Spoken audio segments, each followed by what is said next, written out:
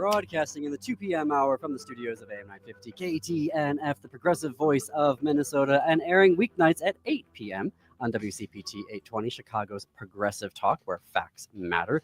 There is a lot of news happening today. We are coming up after us. You can catch up with the news on Matt McNeil's show, or you can head over right now to, not right now, you can go to AM 950 Radio or HeartlandSignal.com to connect with the Stephanie Miller Show, Native Roots Radio, Choose Views, Live Local and Progressive, and Driving at Home with Patty Vasquez to catch up on all of the day's headlines. What we're going to do right now for the next hour is our weekly Thinking Clearly, Thinking Queerly episode, where we sit down with a guest for the majority of the episode to help us think more clearly and more queerly on the major issues of the day facing the queer and allied community.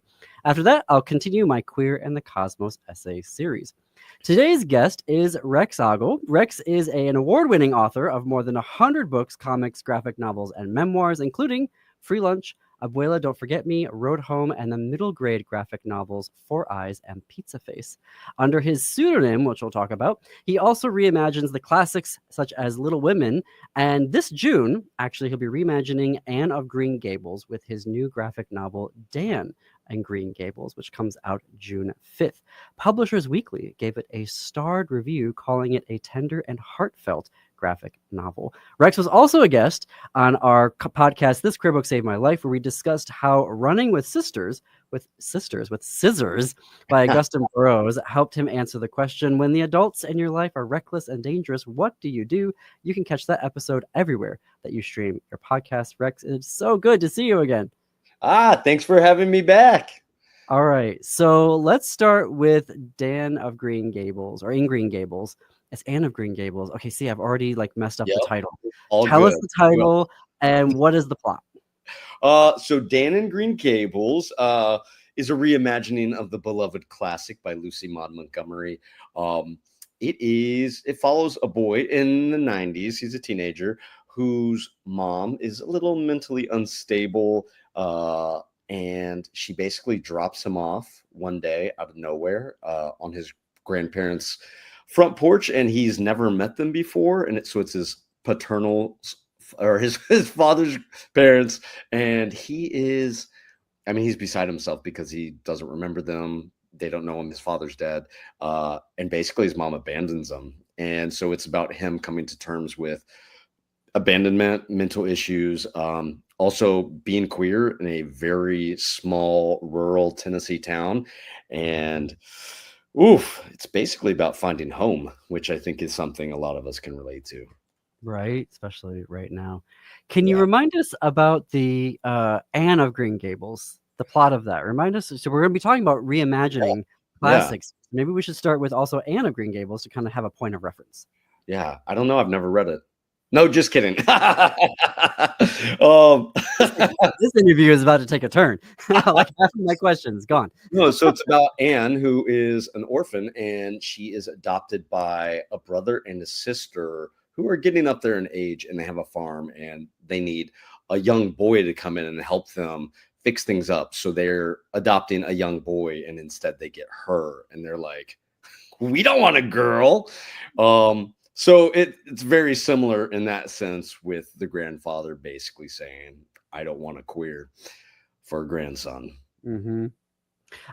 So part of the reason why I wanted to ask that question was because I was trying to remember when I read Anne of Green Gables. And I remember that book being so coded feminine that I'm like, if I read that, I probably read it because of school and not on my own terms, because that's not a book that I necessarily would have wanted to have read in the 80s, early 90s. But did you read it when you were a kid? So I read it in fourth grade, and I remember just drawing the parallel between me and Anne and her, the man who adopted her, and my grandfather, because, in the book, he wanted a boy. And I think in real life, my grandfather wanted a man. Instead, he referred to me as the soft boy. Oh. Yeah. I remember clear as day, like 6 years old, and I was caught playing with my cousin's Barbie dolls, which, they have so many cool outfits. How could you not want to change the clothes and give them hats? And my cousin had all these, and I was so stoked to play with them. because I'd never played with them in Texas because that's not what men do. And Mhm. my grandfather caught me and he looked at me and then he walked out of the room, went to my father, and he's like, "You made a soft boy." And after that, I was referred to as the soft boy. And never with eye contact after that. I really didn't get eye contact from him. The hugs were non-existent, but that was before he realized I was a soft boy. But I think it also had to do with me being half Mexican. You know, these are very, very white people who are not inbred, but if you go to Sevierville, Tennessee, and open a phone book, it's all Ogles. All of them. It's like 90% Ogles. And I was like, how do you know if you're related? But I had very, very brown skin because my abuela was from Mexico. I also read a lot of books, which I guess was frowned upon. Um, in fifth grade, I read the Quran. And he asked if I was Oh, a terrorist. And I was like, you do realize it's an Abrahamic religion. And he goes, what does that mean? I was like, it means y'all share the same Old Testament. So he was not a fan of me how reading did you get a books. copy of the Quran? The public library. Oh, those Yeah. diabolical public Well, I went libraries. to the school library in Texas and I was called into the principal's office, also asked if I was a terrorist. In fifth grade, I'm like, oh my God, I'm just curious. I'm just curious. Wow. Yeah. Wow. We are talking with the award-winning author Rex Ogle of such books as Free Lunch, Abuela Don't Forget Me, and upcoming Dan and Green Gables out on the bookshelves on June 5th.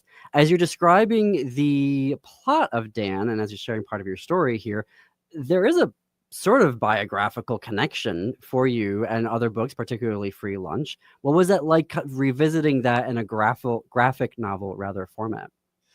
I mean, that's the thing is like growing up, I loved reading. I loved reading.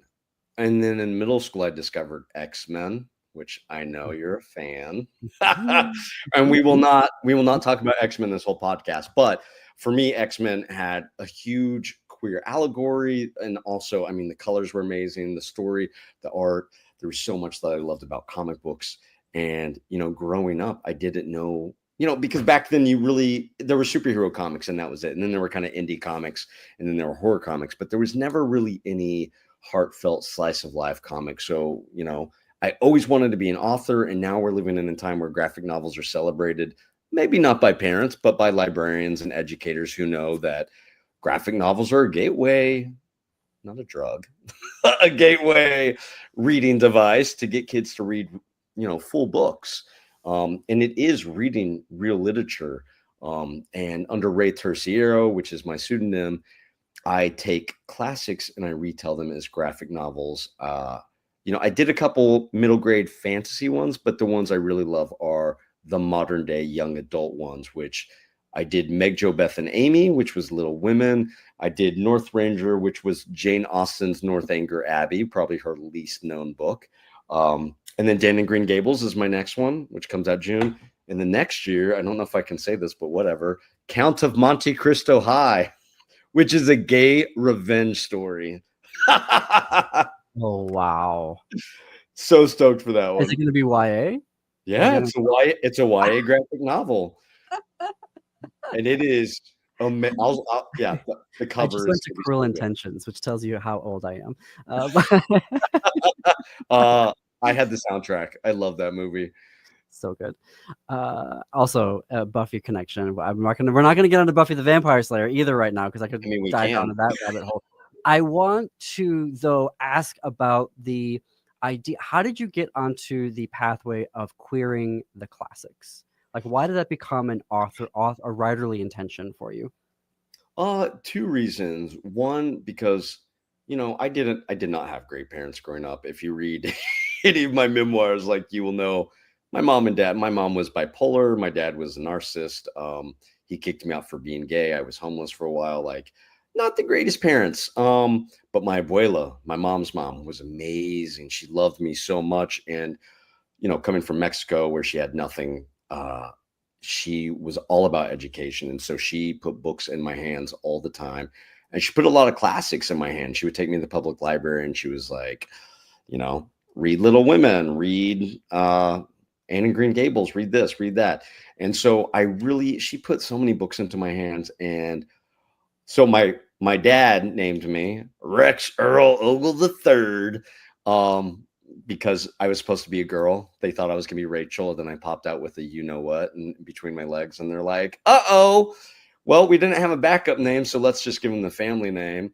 And it's very white and it's very redneck. But my abuela, because Rex is Latin for king, and I'm the third Rex in my family, so the third king, she would call me Rey Terciero, which was third king in Spanish. And so this is kind of an homage to her, because I want to put books in kids' hands these days that they want to read, and kids don't want to read prose anymore. And you know what? If I can put a queer tint on some of these books and show, queer kids like, hey, like, let's take back the story. And I mean, all the stories. This is not the end. I have a lot of books under contract under Rey Terciero, and I'm like, let's queer it all down. What is the, I mean, this is a huge question with under 90 seconds left before the break. Maybe we can start it and then pick it up after the break having. Why is it important to queer these classics? Because we didn't have it. Everything was so coded before. Like, there's so many queer books that we don't know about. And I mean, F. Scott Fitzgerald, who wrote Great Gatsby, loved drag. He was a drag queen. Zelda was not a fan of this. I'm not saying he was gay, but I'm saying that there were certainly queer intentions in Great Gatsby, which is required high school reading. Yeah. I don't know. I keep forgetting that point about F. Scott Fitzgerald. And I always act like, what? And I'm like, yeah, I knew that. Why do I keep forgetting that fact? Is it repressed heterosexuality that's having me forget that? We are going to take that break here. We're going to have more with Rex Ogle and Dan in Green Gables, which hits bookshelves June 5th. Connect with more progressive news and radio on our websites, am950radio.com and heartlandsignal.com. You can also follow us on Blue Sky. We are at thegaleyshow.org. We've got lots of queer stuff that we talk about and more. So follow us there. We are going to take that break. You are listening to The Gailey Show.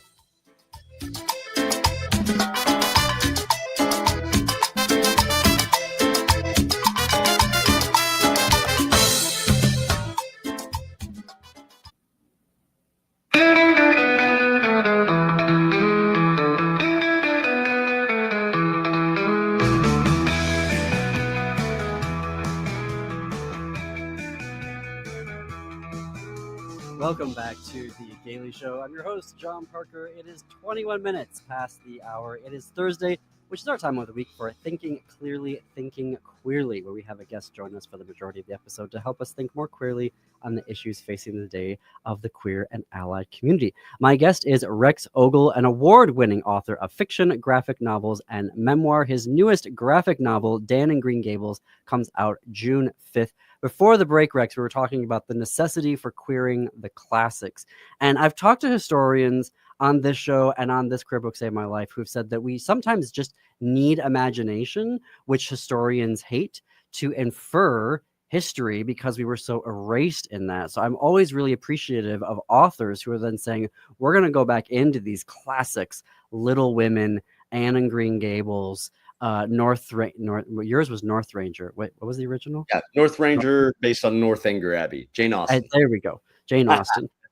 Let's talk more about the need to doing that, because there are folks that, and here I'm going to pull in an X-Men reference. The frequent complaint is, leave the characters alone. You can't make Iceman suddenly gay. He's been straight for 50 years.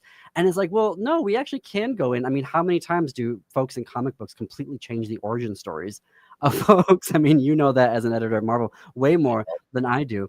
But talk to us more. Let's dive more into this idea of queering the classics, surfacing what's been hidden and what's been coded for all these hundreds of years. Okay, I mean, not to go way back, but my second degree is in comparative religion. And like, if you go back to the earliest religions, like especially the ones like with earth magic and, the women in charge, like gay was not a big deal. It wasn't, queer did not exist because they didn't have labels for it. And then over time, histories and religions and factions and politics, there were people who just reared up and they were like, we don't want that. And so our literature reflects that, art, history, like all that stuff. And so it's been so hetero for so long, and the gay people have had to come in and, write everything in metaphor. And I think now we're actually in a very privileged time, despite everything going on, where we can like be blatantly honest. And throughout history, we've retold stories over and over and over. I mean, let's look at Little Mermaid. I mean, when that came out, that was a story passed down from children to children verbally until the Brothers Grimm or one of those guys, Hans Christian Andersen, wrote it down. But the story ends with her turning into sea foam. She doesn't get the prince. She doesn't get a happy ending. Disney takes it and they make it happy. And I'm like, great. Like now I'm like, I want to write a gay Little Mermaid. Like, let's see how I do it. But in a way, to me, like the Disney one was super gay. I mean, her dad was hot. 100%. Well, there was that, but so many of the lyrics only a gay man could have written. Fair. I guess just my point is that, stories are meant to evolve. Stories are meant to change. And I think it's good for, everybody to take back a story and do what they want. That's why everyone writes fan fiction. I mean, because they're taking Harry Potter and they're putting their own. Oh, fuck. I'm sorry. I just said an F word. What's that? We could get rid of that. Yeah. So it's really good for people to take stories and just make it their own. And I just think it's a beautiful thing for people to take stories and put their own spin on it, whether it's Black or Asian or queer or whatever. Like, take the stories back, make it your own.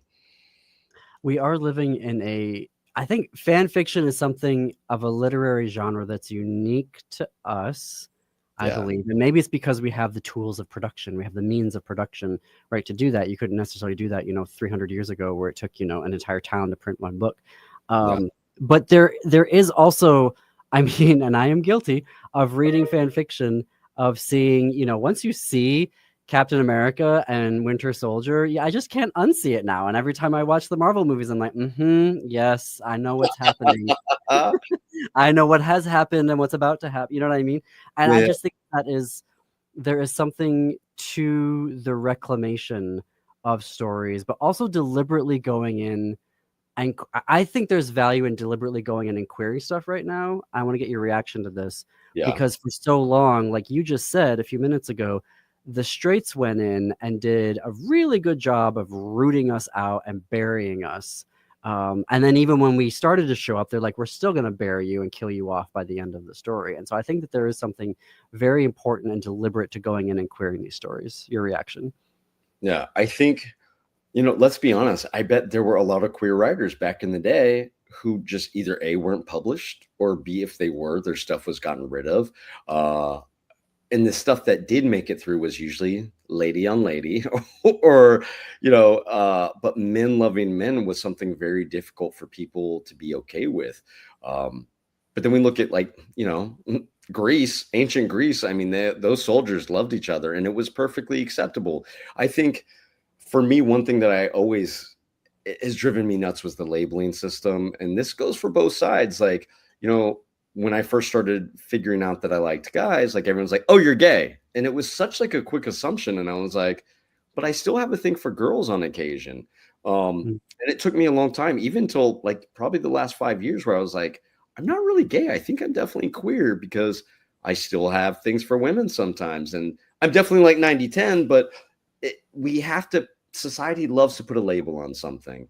And again, going back to Greece, like they had all these different names for love. Like there was familial love, there was erotic love, there was, the kind of like soulmate love, there was friend love. And in our society, we say I love you, but you say I love you to your friends, you say I love you to your parents, you say I love you to your lover, but all three times they mean completely different things. Like I wish there were different words for that.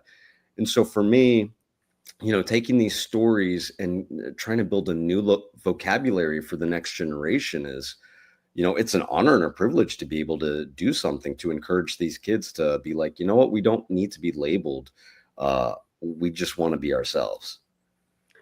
We are talking with the award-winning author Rex Ogle of such books as Free Lunch, Abuela, Don't Forget Me, and upcoming graphic novel Dan and Green Gables, which is going to be hitting bookstores, bookshelves, June 5th. You were, how do I want to get my train of thought here? The idea that, of the identity part of it. And there's for folks in Chicago, there is a great exhibit right now at Wrightwood 659 or 659, the first homosexuals, which is talking about the idea of the creation of the identity of homosexuals in the late 1800s, early 1900s, and what that did towards trying to make the fight for rights, but then how everything started to get categorized and pathologized and medicalized as we were going along. I want to ask about identity and how you craft that in your novels and in your books when we come back from another break that we have to take here. None of this conversation or progressive radio would be possible without our sponsors and our advertisers. So as you're listening to folks in this break, please shop with them. Tell them that you heard about them right here on The Gailey Show on AM 950, KTNF, or WCPT 820, Chicago's progressive talk, where facts matter.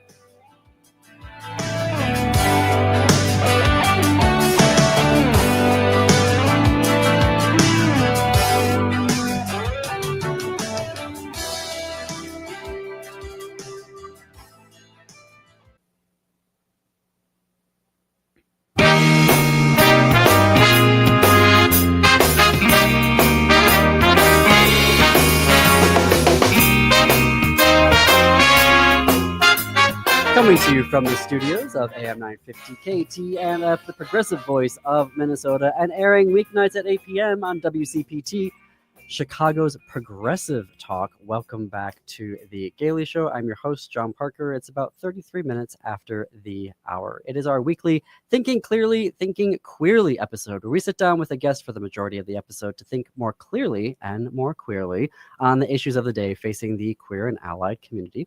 With me today is Rex Ogle. Rex is an award-winning author of more than 100 books, comics, graphic novels, and memoirs, including Free Lunch, Abuela, Don't Forget Me, Road Home, and the middle grade graphic novels Four Eyes and Pizza Face. He also reimagines the classics such as Little Women, and this June reimagines Anne of Green Gables with his new graphic novel Dan and Green Gables, which hits bookshelves June 5th. School Library Journal gave it a starred review, writing that Dan and Green Gables is a must purchase. The art style is detailed with an appealing, bright, bold book. Rex, before the break, I had a half-baked question, and now I've had a chance to sort of fully bake it, which is around this idea of identity. And something really neat is happening with folks in sort of that 16 to 24-year-old range right now, where the idea of coming out is sort of like, why would I need to do that? I just am. And the idea of an identity is much more different than it is for me, a late Gen X or early millennial. So for you writing YA, what does that look like identity-wise? Like, how do you approach that given this really cool generational shift that's happening right now? Well, it's funny because my writing career has kind of been, and this was completely unintentional, but like my early books are kind of about coming out, and then they become progressively more like just about being. And I think that's so important because it's like I go on all these school visits. Like I'm like on my last book tour, I ended up going to, I don't know, like 19 school visits in a week. It was like insane. Oh, but wow. I always ask when I go to these schools, I'm like, if there's a queer club or a book club, like, can I have lunch with them? And I meet these kids like between the ages of like 12 and 18. Oh my God, they're so chill with their own sexuality. And it's like these boys walking in pink dresses and these girls walking in like construction outfits. And, I sit down with them and I'm like, hey, let's go around the circle and say our names. And like one will always grab me and be like, pronouns, we have to say pronouns. And I was like, I'm so sorry. I'm an old man. We did not have pronouns when I was younger. You were either or. But I'm so jealous. Like, for them to live in a time when they feel comfortable enough to do that. And I know that's not the case in every I mean, it's definitely 100% not the case in every place in America, but it is in some places, in some schools. Some kids feel safe to do that. There's still a lot of bullying going on, but Mhm. these kids do feel a little more empowered. And I believe that's because of social media, which I hate social media. I think it's evil most of the time, but I do want to give it credit where credit is due and say that it is letting kids know that they are not alone. And ultimately, I hope my books do the same thing. I am of two minds when it comes to social media. I think for me, I'm Armenian American, and the only way I was able to meet other queer Armenians was through Twitter. And now Twitter is a cesspool of bleep, bleep, bleep, bleep, bleep, bleep, Yeah. and bought by a person who thought that it brainwashed his trans child, and that's the reason why his kid is trans, which is absolute just bleep, bleep, Malarkey. bleep, bleep. But when I saw Australia actually say, you know what, until you're 16, you can't have a social media account. Like you have the internet, but you can't have Yeah. social media. And I thought that might be kind of cool because you can still have access to the books and the content, you know what I mean, and like Yeah. ideas. But I cannot imagine right now I get jealous when I watch a show like Sex Education because I'm like, oh, why didn't I have that? And then I'm like, Right. oh, but you have to deal with social media. Yeah.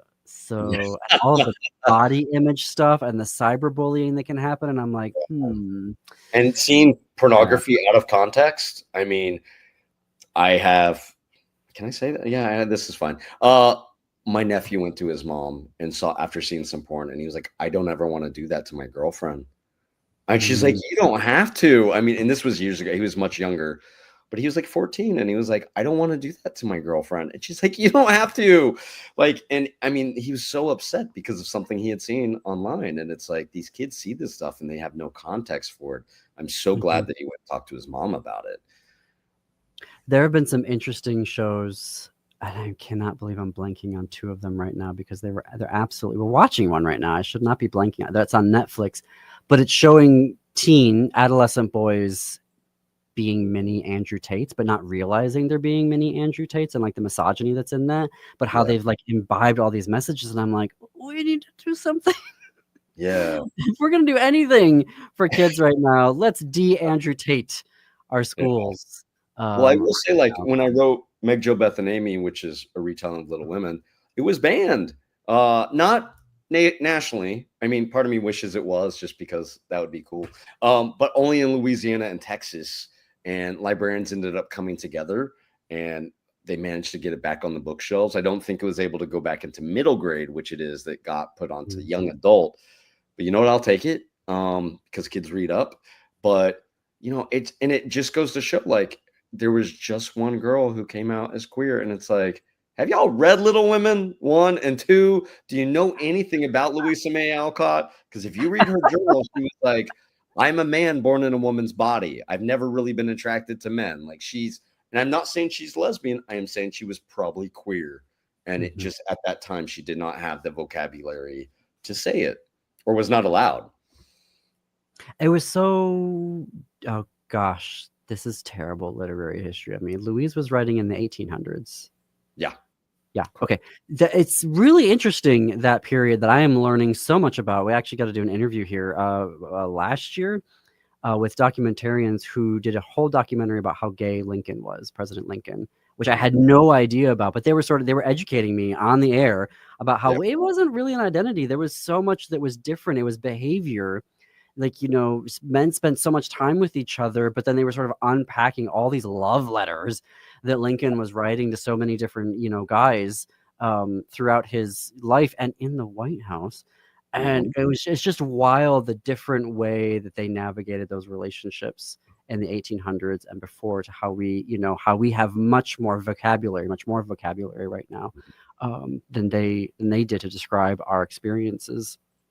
But it's But funny because at the end of the day, I do think that kids gravitate towards even the subtext because, like, I loved Great Gatsby, but I was like, oh my God, Nick is totally loving Gatsby. Gatsby's in love with Nick's cousin. Like, it's a weird love triangle. But I felt for Nick because I was like, oh my God, Nick is completely in love with him. And then Mhm. later, when I found out that F. Scott Fitzgerald was like dressing in drag, and I was like, ooh, there's a possibility that he meant for that to be the subtext. And even going back even farther, like when I was a kid, Maurice Sendak was my number one favorite kids book author, and Maurice Sendak was queer. Where the Wild Things Are, like there, a lot of his books were, metaphors about feeling like an outsider. And I mean, he made that come through. I don't know how he did it in his art and his words. And it's just like, and so many people identify with that stuff, whether they are or aren't. And I think that's kind of the beauty of art and literature. Yeah.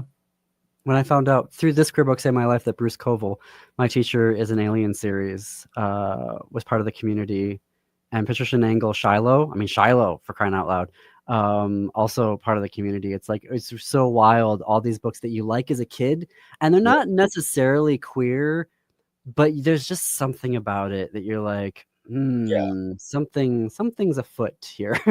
Yeah.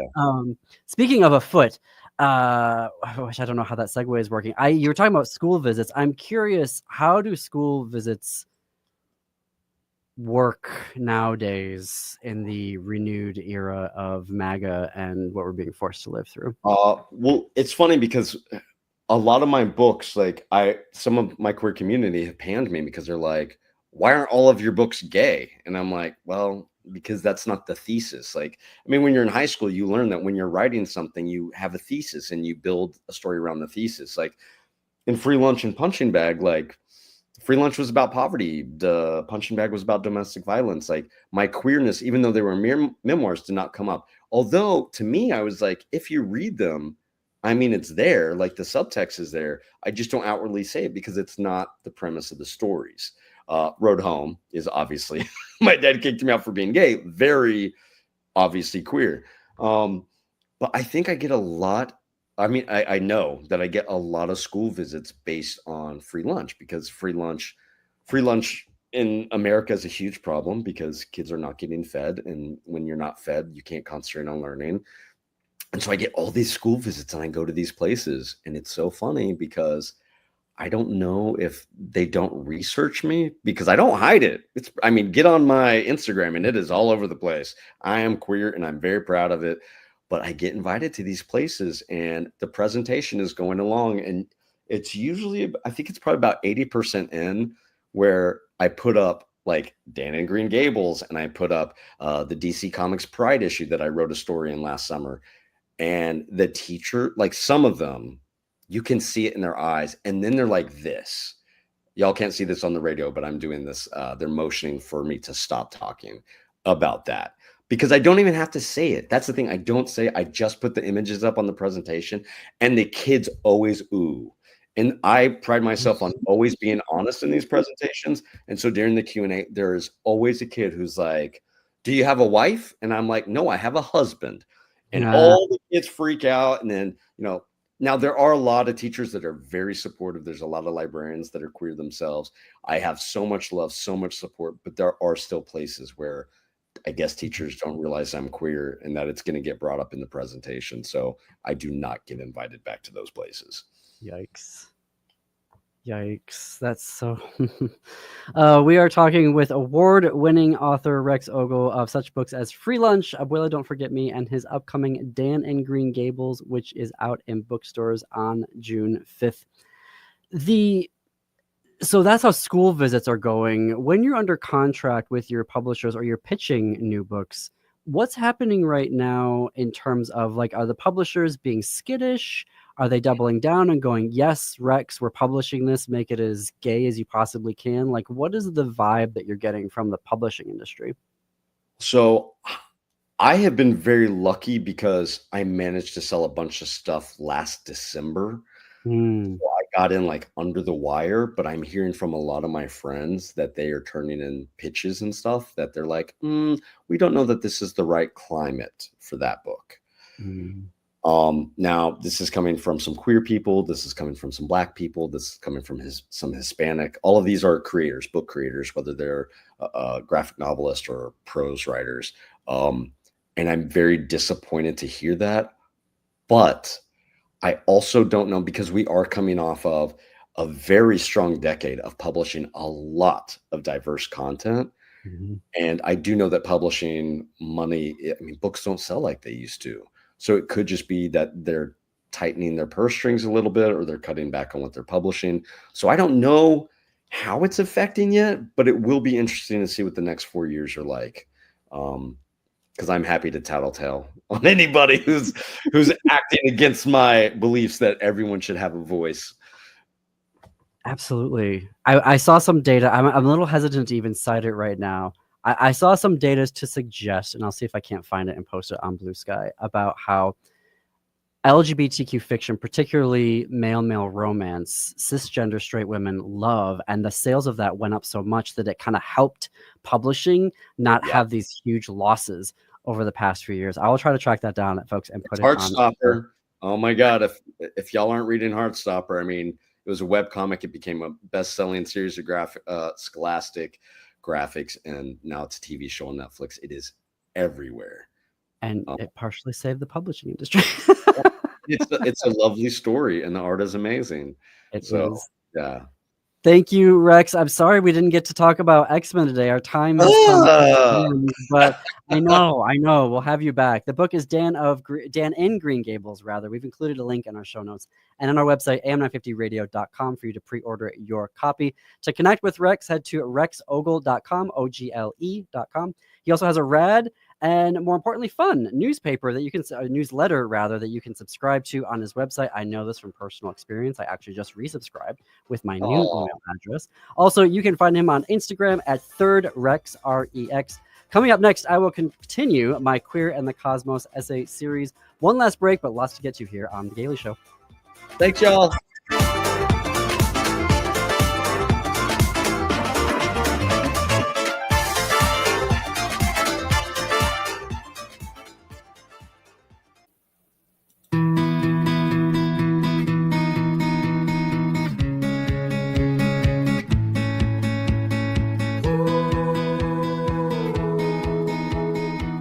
Welcome back to The Gailey Show. I'm your host, John Parker. It's about 9 minutes before the top of the hour. Every Thursday, I close out our Thinking Queerly episodes with a essay from my weekly series, A Queer in the Cosmos, an opportunity to understand queer life through the exploration of the cosmos. Here is the latest essay. Light year 13. Starlight, star not very bright. Streetlights were not a thing where I grew up. It was all county highways, even within the villages of Leelanau County where I grew up. While there were some street lights, there weren't, to my knowledge, any red, yellow, green stoplights. So at night, in the sky was the moon, the stars, and the light pollution from nearby Traverse City. That was on my dad's side.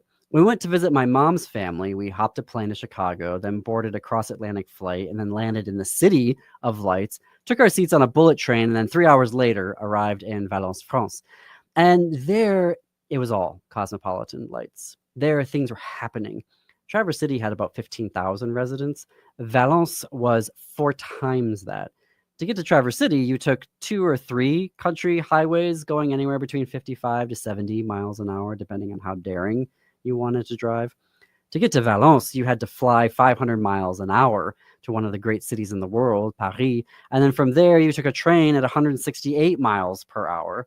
The Big Dipper, the North Star, the anticipation of the Northern Lights, the Milky Way galaxy, none of these featured in a night walking the streets in Valence. That wasn't what I was thinking about. There was so much going on. There was so much to think about. There wasn't time to think about the night sky. The lightscape of Valence was vast, so vast that it offered the feeling of stability, of permanence. In Traverse City, you saw the boundaries of its light from my house, but it occupied a confined space. Inside the city, it was a mere 10 to 15 minutes to get out from underneath its lights. As for Valence, no. And for Paris, there was no escape. The same for Chicago. To get away from its lights took effort and time, but not to mention the allure of Parisian light. What joys and secret possibilities awaited you underneath its street lamps? Why leave? How could you? But leave we would, to come back to the States and its night sky. The lights of Valence provided stability, and the lights of Paris enticed, but the absence of street lights in Leelanau County provided something else. Ancient magic. Or call it spiritual, but don't call it fascinating or interesting. A lit-up Ferris wheel is interesting. You can only appreciate the profundity of a soaring comet in the original black night sky. The Big Dipper, Orion's Belt, the North Star, all take on meaning. The meaning is personal, different for everyone, but indifference is feigned. In Valence, Paris, or Chicago, the moon is something you hang in the sky to keep time, like a metronome. Every once in a while, a supermoon or a lunar eclipse shocks and delights. But in Leelanau County, you can have a relationship with the moon. You can see it more intimately, the texture of it, even with the naked eye, this or that crater, the depth of them, the various shades of white and gray. It feels like a face. I felt sad that it always had this shocked or mournful expression. I felt the same shock and mournfulness watching the stupid cruelty of this planet from my vantage point on it. I could only imagine the shock of having to watch us in our totality every night. The beauty of Earth, the kindness of it felt fleeting, but so much more real at night looking up. You could breathe at night, take a respite. The waxing and waning of the moon affects you in its presence or its absence of light. A lunar eclipse isn't an interesting event to observe. It transforms the world around you. It is easy to imagine that a lunar eclipse can portend. In Leelanau County, safety without streetlights is presumed even. You're not walking the roads at night unless something's gone wrong with your car. But even if you are walking the night roads, there aren't predatory animals. One winter night, I ended up in a ditch from an ice storm just after midnight. The danger wasn't other humans, it was frostbite. The danger of other humans primarily takes the form of driving defensively in the event of drunk drivers. Now, let's be clear, this is the perspective of a gay man. I cannot speak to the experience of Leelanau County at night from a trans woman or cisgender woman perspective. But under city lights, there is a bizarre conundrum. The city is where the queer folks are. You find your people there.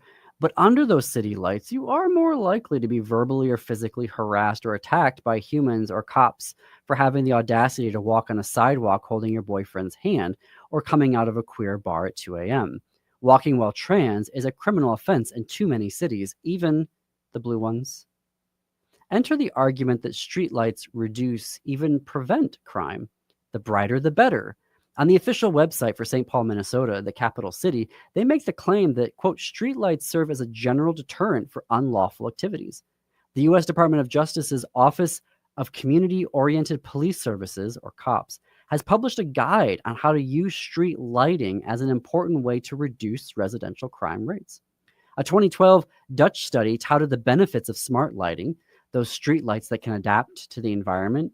They concluded that pedestrians feel safer when they can see their surroundings, can clearly see an escape route, and the lights eliminate hiding places for criminals to await a victim. A 2014 study built on this, and the researchers found that their study's participants felt more reassured the brighter the streetlights were. Newark, New Jersey has even gone so far as to cite all of this research as they seek to move away from, quote, police-centric responses to crime, focusing on creating environments instead that deter a variety of crimes.